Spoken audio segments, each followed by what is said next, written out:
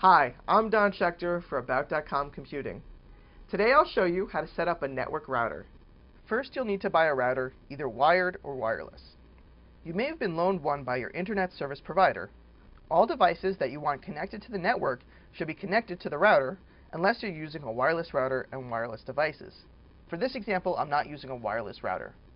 Plug in the router's electrical power source and turn the router on.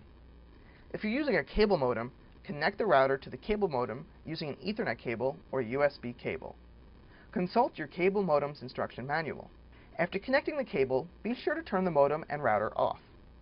After approximately 20 seconds, turn the modem back on, wait a few seconds, and then turn on or replug in your router. If your building is already wired and you have Ethernet jacks in your room or office, all you need to do is plug in your router. Open the web browser of the computer that is connected to the router. Enter the router's address for network administration in the web address field and hit return to reach the router's homepage. If you're unsure of your router's web address, check the documentation that came with it. Very often, you can type 192.168.1.1 in an internet browser to access your router. Keep in mind that you'll be able to access the router even if your outside internet connection is not working. The router's homepage might ask you for a username and password. Both should be in the router's documentation. If you have lost this information, you can try typing in admin for both the username and password. It's a good idea to change your password at this time. Verify the network connection is working between your computer and router. To do this, check to see if your computer has received an IP address from the router.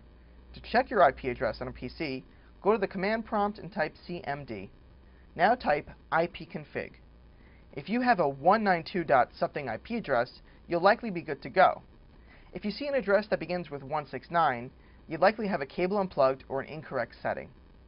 Once you successfully connect one computer to the router, you can connect however many devices you want as long as you have enough available ports. You can even connect routers to other routers.